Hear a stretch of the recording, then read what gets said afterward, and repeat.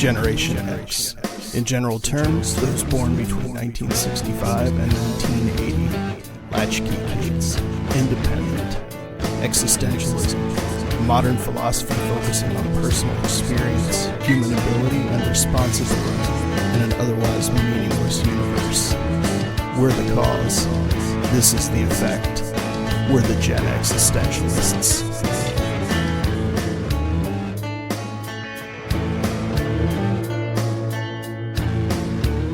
Welcome in, my friends, to another edition of the Gen X-istentialist podcast. My name is Scott. And I'm Bunny. And we're here to talk about all manner of things Gen as existential. As we do, we typically spin Mega Wheel the Magnificent, thousands upon thousands. Or that might be a little bit too many. We've got a whole lot of topics on Mega Wheel. So I'm going to go ahead and give her a spin and jump right into this. Everything we talk about is from a Gen X perspective. We promise not to get triggered. We promise just to roll our eyes and sigh at certain things. Okay. This is actually pretty interesting. Oh. What would be the worst bio for a dating app? So I guess it's kind of talking about like what background would be worst. I've never used a dating app, so I'm not sure how deep the bios go. Yeah, I've never used a dating app either. I've met people online, but I've never went through a service or anything to do that. So yeah, I don't know. I'm sure mentioning herpes probably isn't a good way to start things off. Yeah, social diseases probably wouldn't be a good thing for your bio. Yeah. The funny thing is, I keep seeing a lot of people posting bios from dating sites on social media. Yeah. And some of them are absolutely atrocious. It's always like, you need to make six figures. You need to be over 6 foot tall. You need to do. And they don't bring anything to the table. It's just a list of demands. And it's like, oh, I got herpes. I'm a single mom, and my kids come first. I'm a blah, blah, blah, blah, blah, blah, blah. Yeah. It's that kind of, it's the list of demands, but not actually. I'm going to demand these things of you, but I'm not going to give you a reason to supply them. See, no, like I'm the reason. Yeah, I'm good enough, right? I'm the prize, right? That's that kind of weird entitled thing. Yeah. So I would say something like that, where it's just like a nonstop stream of demands. Yeah. But then you also mention how you're casually racist and you also have herpes, and you don't date people of X, Y, and Z ethnic, and I'm not religious, and you're a moron if you believe in anything that I don't. Yeah. That kind of. But yeah, I'm the prize. I think I would agree with that. The worst bio for a dating app would be everything that you're demanding or looking for, but without focusing on the fact that your bio is basically your calling card on that app, and you're the one that people are going to decide whether they want to contact or not. But I'm sure it works in a lot of places too. Oh, I'm sure it does. I mean, I'm all for, this whole like, I know what I like. I know what I want in life. I mean, that's great, but be a little more realistic about what you bring to the table as well. Yeah, because like you, I've seen a few online where people post them as jokes, like, can you believe this person said this? Mm-hmm. And a lot of them, it's hard to believe that they're actually real. Because everything online is real, right, kids? Nothing surprises me anymore. Every meme, every photo in a meme, especially political ones, was actually real. People did say that, right? This world's pretty screwball anymore, so I have a hard time distinguishing fact from fiction in some situations. Yeah. Basically, look at it that way. Everything you read online, treat it as if it's a bio on a dating app, and be that, I guess, cautious. Don't buy into it until you've done a little bit of research, or just scroll on by, read it and go, this person's a moron, and just scroll on by. Everybody I give myself to anybody who's at least 6'2". I like me some Amazon women. If you're not 6'2", don't even click. Yes. Or slide or tap or swipe or whatever. Swipe right or swipe left, whichever one of those. Are we showing our age here? I think we are. Or just the fact that we've been incredibly happily married for decades. This is true. So I'm going to give Mega Wheel of Magnificent another spin, see what kind of topic we can squeeze out of this. Can you believe that women have been with us for decades at this point? No, I wake up every morning and I look over at my wife and I go, I'm the luckiest person in the world. It's a testament to their perseverance. Yes, absolutely. Now, see, this kind of topic from Mega Wheel just makes me want to smack the wheel. If it weren't a digital website, I would smack it.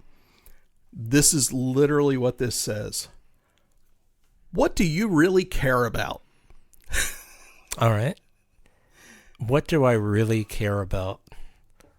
I care about trying to be the person that I know I should be. I care about trying to make the effort. It's less about caring about what other people think about me anymore, because I don't, as evidenced by this show in many cases. See various episodes that you may not agree with me on. I don't really care what people think about me anymore, and I realized there was a time in my life when I sort of did. I think everybody does. Yeah, I think that's definitely something you go through in childhood or teen years at least. It's part of life too. I mean, when you get into the working force, you kind of have to care what your boss thinks about you and stuff like that. You can't get away with not doing that. But the weight that you put on it, that's where things shift. I think I care about just making sure that people realize how recognized they are when they're around me. Yeah. And that goes from anyone from wait staff to my wife and my friends. I don't want a day to go by that my wife doesn't know that I love her. Yeah. And my friends don't know that I love them and care about them, because that's a day wasted, in my opinion. Yeah. So that's what I care about. How about you? I really care about trying to be better every day, continuing to learn. Continuing to try new things and do new things. And it gets harder with age. It was easy in college. It was easy in high school. Sure. It was easy even beyond that. I used to read a lot more voraciously than I do now. And a lot of that was for entertainment, but a lot of it was trying to learn things as well, because I read a whole bunch of different types of things. But trying to progress, I don't want to feel stagnant. And I think especially as a quote-unquote creative person, musician, songwriter, poet, the stuff that I do, it's very easy to feel stagnant, even if you're not. To feel like, I didn't really write anything worthwhile today, and just start, at least for me, spiraling into a little bit of depression about that. So that doing whatever I can to learn something else, do something else, find something else out. Even if it's just finding a new show, finding a new topic, a new fact, and anything. To be moving forward, to have my feet out of the mud and moving is what I really care about. Well, see, that wasn't that bad of a question after all. No, it was kind of wacky and weird. Thanks, Mega Wheel. Thank you, Mega Wheel. And speaking of Mega Wheel, we will give her another spin and see what we can come up with here. And she's almost done. I think we've done this one or something like it. Do you have vivid dreams? Yeah, we've had the dream discussion. Yeah. Please see the dream episode. Please see the dream episode. We're going to where Scott doesn't dream episode. No, I don't. Just one of those things. So we are spinning Mega Wheel again, and we have come up with... Are there any causes, Bunny, or social issues, Bunny, that you are passionate about? Causes or social issues not as manifest in today's world. I feel like a lot of things, once they become organized, it turns into a payroll machine. It turns into a way to raise money, to launder money, to not actually cure any diseases or solve any of the world's problems, because they never really do. But there's plenty of color runs and marches and dick arounds and wear the shirt and wear the ribbons and all that. I got a very bitter take on things like that. The causes that I do care about are more grassroots. I think that if you know someone who is food insecure, let's say, that you should do something to help them out. Yeah. I feel like every child deserves a childhood of some kind, or at least a few good memories from childhood. And if you can find a way to make their life a little better, I think you should endeavor to do that. Yeah. Those are the kind of things. I think you should take care of the elderly when you can. Mm. I think you should let people know that you care about them in one way or another. Dumb little things like every year for Halloween, no matter if we have trick-or-treaters or we don't, we try to have candy and displays and stuff, because that's a little way of saying, hey, kids in the neighborhood, we care about you. We want you to have a good holiday. Yeah. This is what we can do. This is what we can dip into our savings or whatever, or our well of care, and do something for you. Just selfless. Selfish. Was that a Freudian slip? No, it's just a way to, I think, celebrating people in little ways like that. Those are the kind of causes that I can get behind. Yeah. I don't care about your Susan J. Komen foundations. I don't care about your cancer awareness foundations. I don't care about your BLMs and your whatever, Patriot Fronts and all these other foundations. I don't believe they really make impactful change for anybody but the people running them. Right. They might give you a flag to rally behind, which is what a lot of this really is. Oh, yeah. It's like people wearing hats for their favorite sports team and stuff like that. I mean, it gives you some sort of idea of false allegiance. Yeah. But if you really want to help someone who's going through cancer, consider giving to the family that you know who's going through that. Consider making some meals for them if they need help. Consider anonymously or unanonymously giving them a hand up with some cash that they might need for treatment. Yeah. Find ways, maybe you can knit some hats or some of the safety belt cushions that they use for things like breast cancer and that. Maybe you can make stuff like that and give them to people that are in need. That's how you can impactfully help these things, unless you're a scientist or a politician or someone who has vastly more ability to help in those areas. You're not really going to affect any change going through a giant organization. Yeah. That's just me. I think I agree with that as far as causes or social issues I'm passionate about. They're usually smaller things. Like, for instance, especially as I've aged, I've asked numerous times from my family, Scott, what do you want for Christmas? Donate some money to a no-kill animal shelter. Your choice. I'll give a list of several in the area. Just donate some money there. I don't even care how much. Just donate a little bit. Because those organizations are trying to help innocent creatures that may have been hurt, found, ignored, or things like that. And they're going to take care of them. And you're going to do more good with that than you are with a major organization. Because those major organizations, like, for me, the Juvenile Diabetes Foundation, the American Diabetes Association, things like that, for whatever good work they do, they are also, much like the National Rifle Association, they're not about education anymore. They're not about anything to do with people or research anymore. They are merely lobbying organizations. They're merely political organizations, and I will not donate money to things like that. If I can do it locally to a small group that I know is hands-on, boots on the ground, doing something positive, that's way different, because you're not going to change the world yourself. Your small acts, though, the impact they can have on an animal's world, on a child's world, on an elderly person's world, on a sick person's world, those small things, when they build up, they make a huge difference. $100 to a major organization is a drop in the bucket. $100 to a local no-kill animal shelter keeps some animals fed and keeps them doing the good work that they're doing. That's my take on it. All right. And so we'll move on. And boy, those Gen X-istentialists are awfully preachy, aren't they? And it's not to be preachy in any way. I can see where some people would take our answers to that as being. Whereas I would think people who push the larger organizations are being very preachy. Yeah. Because sure, you're donating thousands of dollars to a cause you really believe in, but I come from the bitter Gen X world where I'm like, okay, how long have these organizations existed and people are still dying of leukemia? People are still dying of diabetes. Yeah. Animals are still being killed, you know.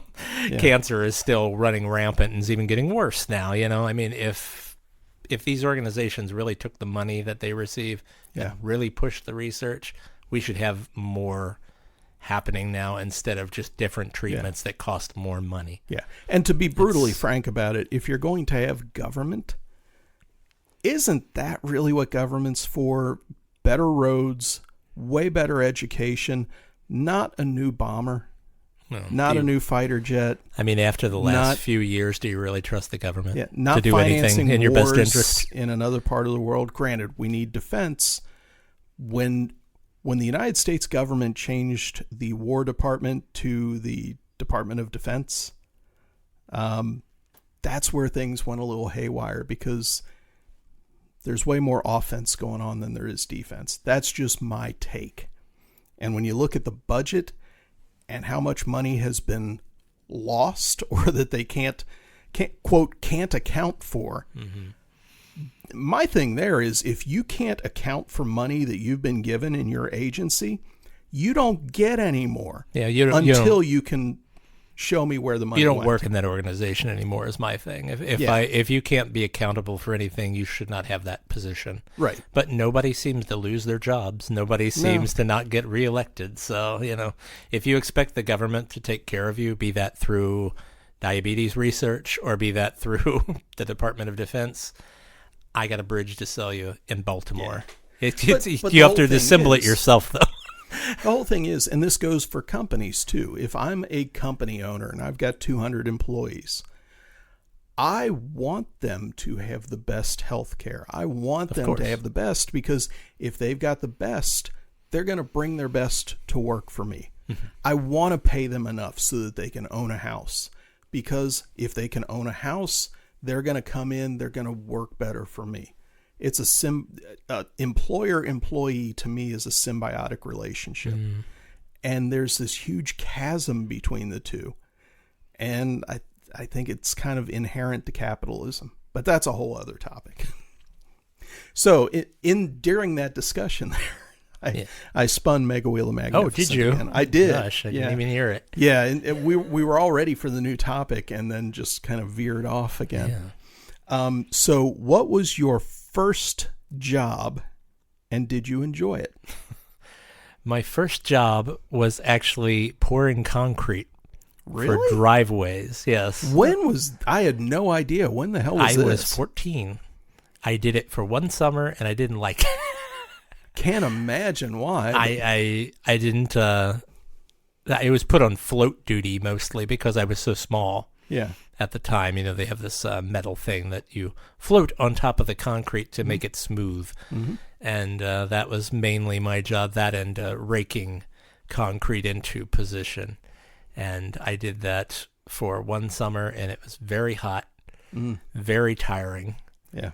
And it didn't pay as well as some of my other jobs that I've done.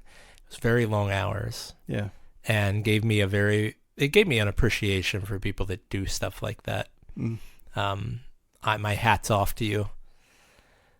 If you do that, you are doing yeoman's work, should I say. But, boy, it's not for me. I don't know. Too fragile of a flower. How about you, sir? If we're talking about first job, just where I got paid for stuff, it was cutting grass. Oh, sure. Yeah. I cut a lot of grass. That's how I afforded strings for my first bass. It's how I saved up the money for my first car. That was all grass cutting money. Even though by the time I got the car, I was also working at Record Alley at that time. But most of the money that I was able to save for the car was from cutting grass because the money I made at Record Alley at that point, because I was only working a couple days a week, I pretty much bought CDs and stuff with. All right. But my first job where I was paid and got a paycheck was at TCBY in Latonia, Kentucky. That was a great place. Slinging frozen yogurt around. Waiting for friends to come in, and I remember those days. Yeah, it was actually a good job because got that through a friend, Bill Clifton. Yeah. His aunt, I think, worked for TCBY, and they needed a couple people, and it was summer. It was like, yeah, it's a gig. Let's go do it. And I worked down there for 3 summers. Yeah. I think, and that's when I got the job at Record Alley, so I started doing that instead because it actually paid more. Right. And it was a music store, so yogurt, music, yeah, I'm not going back to the yogurt store. But it was fun, and I'm going to tell a story about it because it's great. So if you're there, you're working, you're like a clerk, you're slinging frozen yogurt. They also had a supervisor position and then the store manager. Our store manager was a cool lady named Brenda. She was awesome. So me and one other girl ascended to supervisor. So if we were there, we were in charge of whoever else was there. Didn't really amount to much. But we had a couple stores in the area.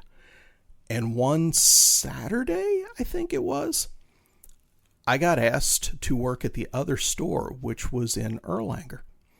And they had 3 new people that were in training. And Brenda said, hey, can you just train these people? It's usually slow out there during the day. Yeah, no problem. I go in, and so we're doing training. Training was learning how to do stuff, learning how to make waffle cones, things like that.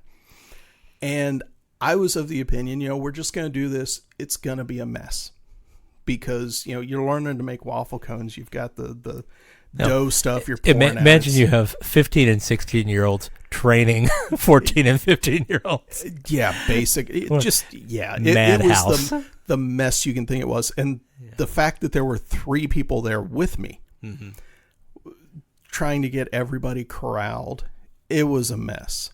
So we had a customer, and we go out, and I'm going to give one of the girls a chance. This is your first time working with a customer. And she does, and she did a fair job. And the problem was the person that came in, there was us, there were supervisors, Brenda was the manager, there were another couple levels, and then there was the owner of the franchise. I'd never met him. His name was Henry. I'm not going to give his last name, just, it was Henry. Henry Yogurt. So, guy comes in, places his order, and he looks kind of dour. I can tell from the look on his face that he's not happy, like, okay, whatever. Finish up, and he says, what's going on here today? I'm like, I'm training these people, they're all new. He said, the store looks like a mess. I said, it is. Part of our plan once we've done the training is to clean up. He's like, do you know who the owner of this store is? And at that point, I should have known that this was going to be way more of a problem than you can even picture.